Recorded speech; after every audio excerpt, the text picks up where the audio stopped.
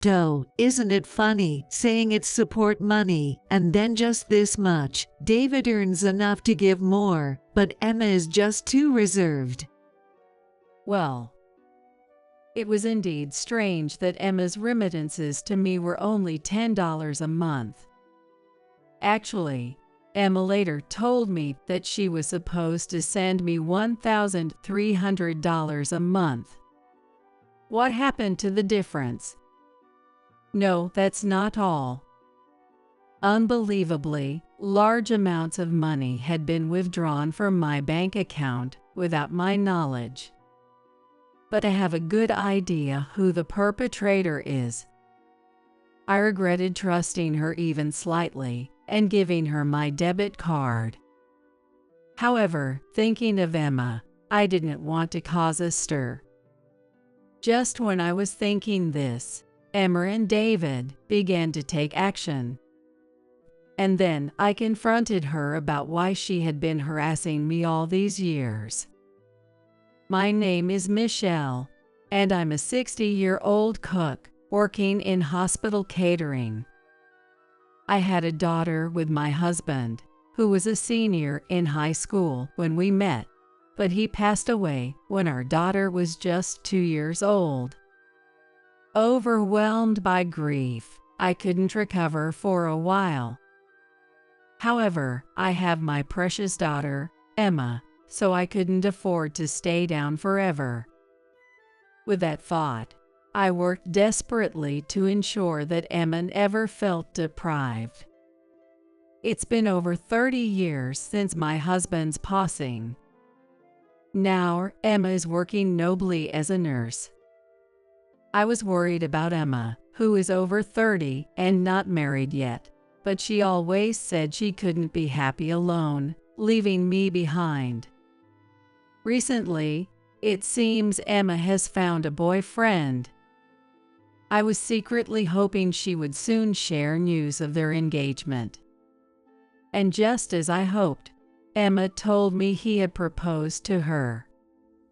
However, there was a certain shadow over Emma's expression. Concerned there might be a reason, I decided to ask her. "What's wrong, Emma? You're about to get married, but you seem a bit down." Responding to my question, Emma answered awkwardly. Mom, I wanted to keep living with you after I get married, or at least live nearby so everything could stay the same as it has been. As she started the conversation, Emma then talked about her boyfriend and his family. His name is David. It seems he's a salesperson for a pharmaceutical company that visits the hospital where Emma works. But David's mother is firm on living with whoever he ends up marrying, no matter what. Apparently, she lost her husband 2 years ago and doesn't want to lose her only precious son as well.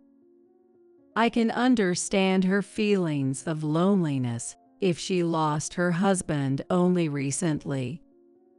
I then said to Emma, "I guess his mother might be feeling very lonely right now, so I can somewhat understand why she wants her son close by." But it's the same for you. You'll be alone too. Emma, worried about me, said that. However, Emma's happiness is what matters most. "Don't worry about me, dear. I'll be fine on my own. You just focus on being happy with him."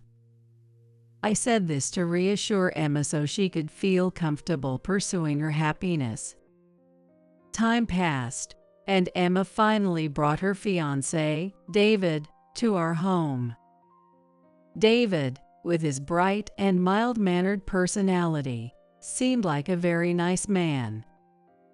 I was reassured that he would make Emma happy.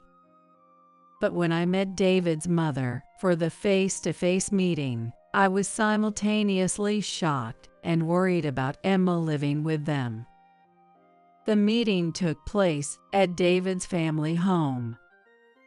This house would be where Emma was going to live.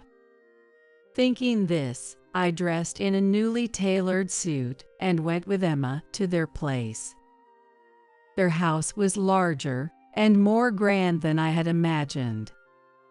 Seeing the grand gates, I couldn't help but catch my breath.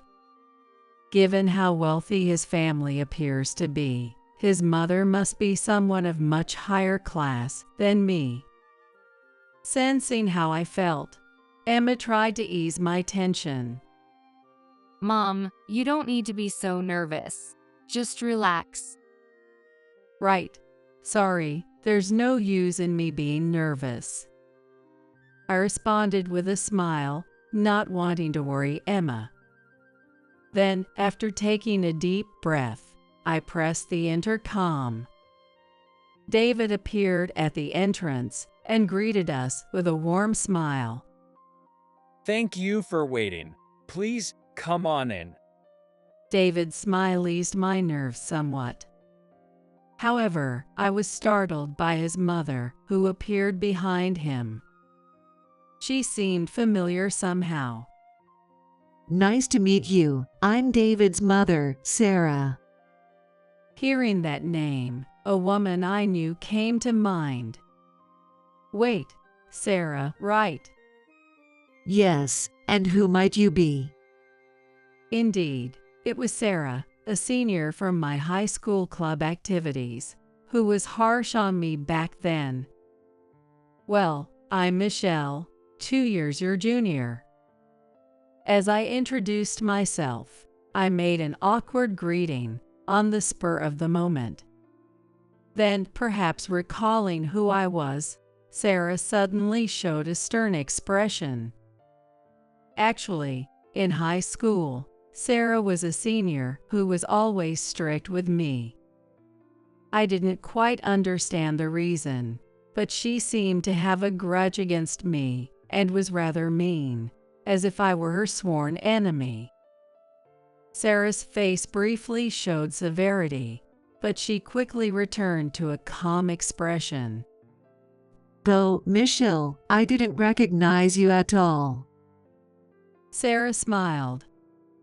It's been over 40 years since we graduated from high school, so perhaps she no longer remembers being mean to me.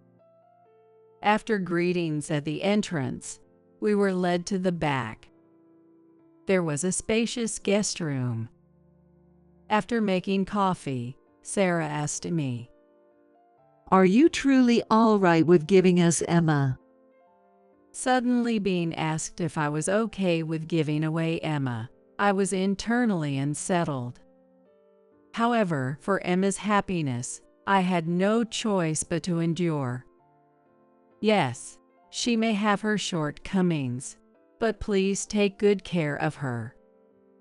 Then Sarah, with a pointed expression and a condescending tone, said, I'll say this first, David is the precious heir to our family, so his bride must follow my policies as his mother. And what does that mean? It's nothing difficult, you just need not to go against my decisions or neglect me. Sarah's expression gradually began to remind me of the senior from my high school days. Knowing living together was a firm condition, I thought it would be a strict family, but it might actually be even more demanding than that. I was indeed worried about Emma's future, but that didn't mean I could oppose the marriage. Fortunately, David seemed like a good person, so I decided to trust him and entrust Emma's well-being to him. Once Emma got married, I was left alone and dedicated myself to my work. I wanted to stay healthy and not cause any unnecessary worry for Emma if I fell ill. But then one day, something happened. The pasta I had ordered for the cafeteria at work arrived, but it happened to be during lunch break, and nobody was there. If I left the large bag containing 30 kilograms of pasta at the entrance, I would always get scolded by the nurses. so I had no choice but to try and carry it to the storeroom by myself. Here we go. As soon as I lifted it, I felt a sharp pain in my back. I hurriedly put the bag down on the floor, but I couldn't move from that spot. Enduring the pain, I managed to call out for help. My voice somehow reached outside the cafeteria, and a nurse came rushing to help. I was then taken straight to the examination room.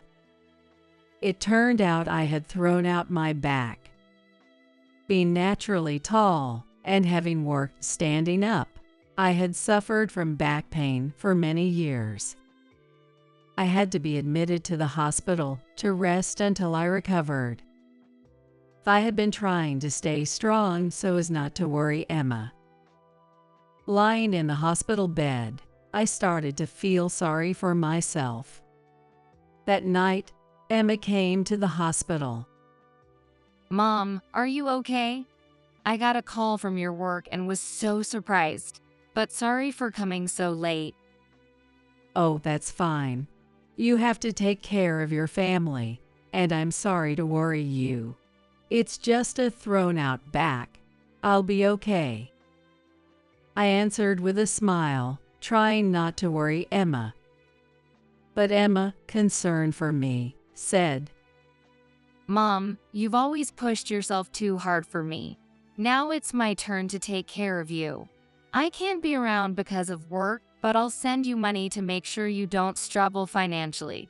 Just rest and focus on getting your back better. I was really touched by Emma's kindness. However, I wondered if Sarah would allow the money transfers. I appreciate the thought, but is Sarah okay with it? Yes. I'll talk to her when I get home today. It'll be all right. For now, Emma said she would transfer some money into my account, so I told her where the passbook was kept at home and asked her to take care of it. My back turned out to be more seriously injured than I thought, and my hospital stay extended. Even after being discharged, I was unable to move as I wanted, and even with the money transfers, couldn't go to the bank's ATM. At that moment, the doorbell rang. When I responded through the monitor, it was Sarah at the door. I shuffled to the entrance, and upon opening the door, Sarah looked at me worriedly and said, "Oh, Michelle, I'm sorry for making you strain yourself. Here, lean on my shoulder, and I'll help you inside." No sooner had she said that, she put my arm over her shoulder and led me inside. Surprised by her sudden arrival, I thought it odd, but she gently spoke as she helped me sit in a chair. "Michelle, I'm sorry Emma can't come because of her work. Instead, if there's anything you need help with, just tell me, okay?" Feeling a sense of incongruity with her sudden kindness, I kept my composure. No, I should apologize for Emma working late and causing you trouble. But what brings you here today? Proudly, Sarah answered, "Since Emma is so busy, I decided to bring you the monthly support money myself." As she spoke, she presented a single $10 bill. Wait, what about this money? Stunned, I asked, and Sarah burst out laughing. "Oh, isn't it funny, saying it's support money, and then just this much. David earns enough to give more, but Emma is just too reserved." Yeah, right. It indeed seemed odd that Emma would only send $10 a month for support. Even without relying on David's earnings, Emma could afford it from her own salary. Then Sarah, even more smugly, said, "Just $10, so it would be a waste to pay a transfer fee. That's why I decided to bring it myself from now on." I'd like to contribute a bit myself, but if I said it was from me, you'd feel obligated, right? Instead, I'll help out with shopping, cooking, laundry, anything you need. Just tell me." Though I found it odd, I didn't want to cause any trouble, so I decided to graciously accept Sarah's kindness. From that day, Sarah began visiting my home daily, helping with cleaning, laundry, and meal preparation. Different from our high school days, had she truly become kinder. I found myself gradually opening my heart to Sarah. And since she also offered to go shopping, I decided to entrust Sarah with my debit card. After finishing the dinner preparations, Sarah would usually leave the house by around 5 p.m. As I was about to have dinner alone, Emma called me. Mom, I'm sorry for not being able to contact you much. Hearing Emma's voice after such a long time, I thanked her for the support money, even though it was a small amount. No, thank you for the support money every month. Even $10 means a lot to me. There was a pause after I said this. Then, Emma responded with something unbelievable. What? I've been sending $1,300 every month. Really? I only received $10 from Sarah. Another silence followed. Are you receiving that in cash, handed directly to you? Yes, I receive it directly from Sarah each month. Emma sounded puzzled, and then raised her voice in excitement, saying, "What?" I had discussed sending support money with the family and was doing it on my breaks, but Sarah said I'd handle the transfers for you, so I asked her to. Could you put Sarah on the phone? She's still there, isn't she? Actually, she usually leaves by 5 p.m. as usual. What? That can't be. Sarah said she's taking care of you until late at night and doesn't come home until midnight. I was just as shocked by Emma's words. Why would Sarah lie about such a thing? Emma seemed suspicious of her actions, too. I'll confront Sarah when she gets back. Emma still sounded agitated, but I worried that this situation might strain Yuki's family relationships. Emma, it's okay about me. Just try not to get too worked up, and bring it up gently. What are you saying, Mom? It's unnatural not to know what happened to $1,300 every month. Yes, you're right. For now, why don't you talk to David about it? He knows about the support money, doesn't he? After I advised her, Emma calmed down a bit. All right, I'll call you right away if something comes up. Just wait for my call. Emma said this, and then hung up. I regretted causing trouble for Emma's in-laws because of me. While waiting for Emma's call, I couldn't help but worry about potential trouble at their home. And about 2 hours later, Emma called again. Mom, Sarah hasn't come back here yet, but I called because there's something I need to tell you before she does. Emma spoke in a somber tone, making me anxious about what had happened. Actually, I was cleaning Sarah's room and found a weird photo. It looks like a group photo from high school club activities. A group photo from a club activity. What about it? When I asked, Emma hesitated before continuing.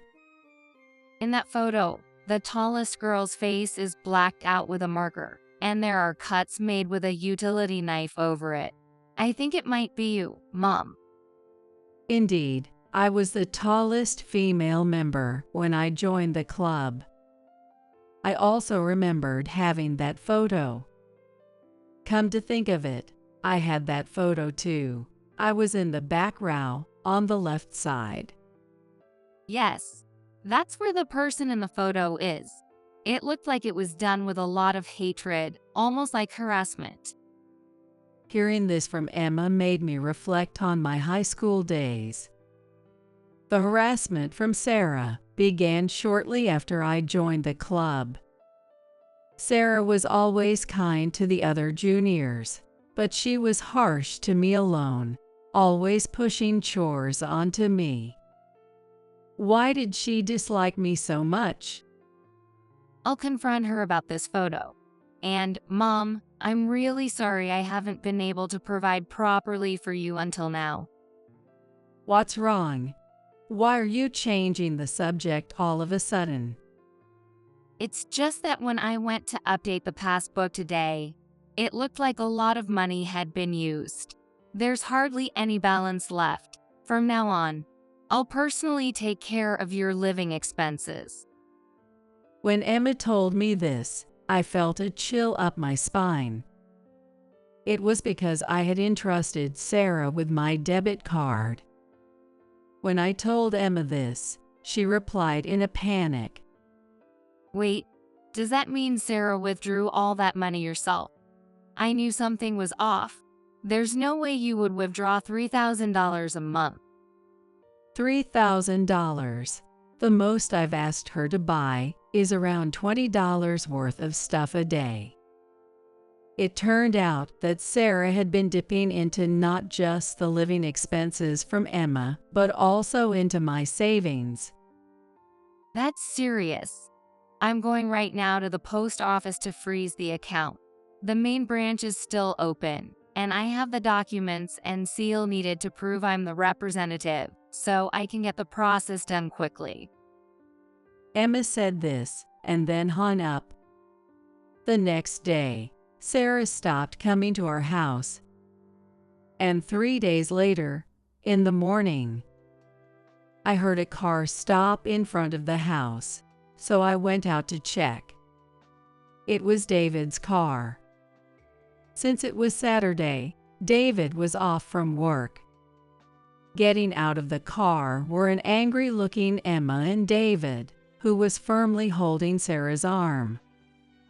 Perhaps Emma had confronted Sarah about the living expenses and the debit card. Sarah looked as though she had been brought against her will. Approaching me, Emma shouted, Mom, Sarah had been funneling the $1,300 you gave her for support into nightclubs. The day before yesterday, I followed her and saw her freaking out at the bank ATM because she couldn't withdraw money, so I confronted her and she confessed. Why? How could you? As I asked this, looking at Sarah, she averted her eyes but answered in a small voice. I was lonely too after losing my husband. Just because you were lonely, you think it's okay to just use someone else's money like that? David, still gripping her arm, shouted at Sarah. Then, looking at me, he apologized. I'm sorry, Michelle. I will make sure she returns all the money she misused. No, David, there's no need for you to apologize. It was my fault for trusting Sarah and leaving her with the debit card. David then raised his voice at Sarah again. Why didn't you return the debit card immediately after shopping? Who keeps it for so long? No matter what was said, Sarah stubbornly kept her mouth shut. Seeing this, Emma, looking even more menacing, glared at Sarah. Just because $1,300 wasn't enough, you went and dipped into my mom's account too. You'll have to pay back everything you've used, Sarah. Wait, Emma. It's okay, really. I couldn't forgive Sarah for using the money without permission. But it pained me to see the relationship at Emma's in-laws might get strained because of this.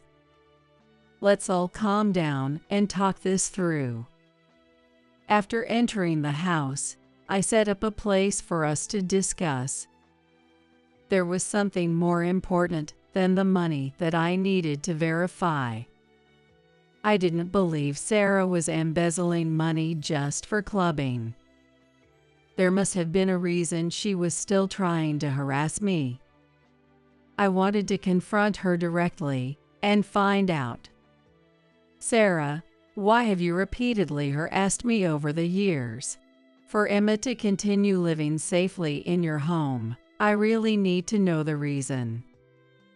When I asked her this, Sarah, looking as though she was recalling unpleasant memories, replied, "Because I hold a grudge against you." I was shocked by her blunt response. What could I possibly have done to her? I tried to think of any possible reasons, but nothing made sense to me. A grudge? Did I do something to hurt you? If there was something you didn't like, I'd appreciate your honesty about it. Then Sarah, with anger in her voice, glared at me and said, "When you joined our high school, you stole my boyfriend. I loved him, and as soon as you joined the club, he fell for you." I was startled by her revelation. When I had just joined the club, a senior boy had started talking to me. We quickly hit it off and began dating. Eventually, after graduating college, I married him. I had no idea that he had been dating Sarah before me. I'm so sorry. I had no idea he was dating you. I apologized, but it seemed like my words didn't reach her. I confronted him about it. He said he fell for you because you were considerate of others around you, and that's why he broke up with me. I was more upset that he loved you more than he did me. Everyone, including David and Emma, was stunned by Sarah's confession. You're still holding on to something that happened so long ago. So, you've been holding a grudge against my mother all this time, and now you're resorting to this harassment. That's just selfish. As David and Emma accused her, Sarah's face turned miserable, but she yelled back, as if trying to deflect their questions. "Shut up. He was truly important to me. Because of her, I was so shocked that I couldn't even think about love again. That's why I ended up marrying someone my parents chose for me. My life was ruined because of her." Sarah pointed at me, tears streaming down her face. Yet, nobody sympathized with her feelings. I too had endured my fair share of hardships. From a young age, I was often berated by older people who said, "With your height, you'll never find someone to marry." But once I entered high school, I began to think that if my appearance was a disadvantage, I would focus on nurturing a kind heart instead. That's why I was blessed with good friends and a romantic partner in high school. However, I doubt Sarah would listen if I tried to tell her this now. Trying not to escalate the situation further, I calmly said to Sarah, "Although I was unaware, I apologize for having hurt you, but holding on to that grudge forever will only cause pain to David and Emma, won't it? I will try to keep a low profile as much as possible so as not to cause any more trouble for my daughter's marital home. Please continue to look after Emma as your dill." When I said this, Emma looked at me in surprise. Why would you say that, Mom? You haven't done anything wrong. It's okay. As long as you are happy, that's all that matters to me. Sarah had a complicated expression as she listened to our conversation.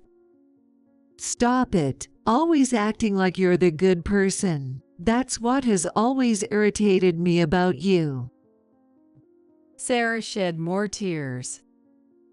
She likely realized her own faults but couldn't openly admit them. Right now, her heart might be wandering in darkness. Honestly, I no longer wanted to leave Emma in a household with such a woman.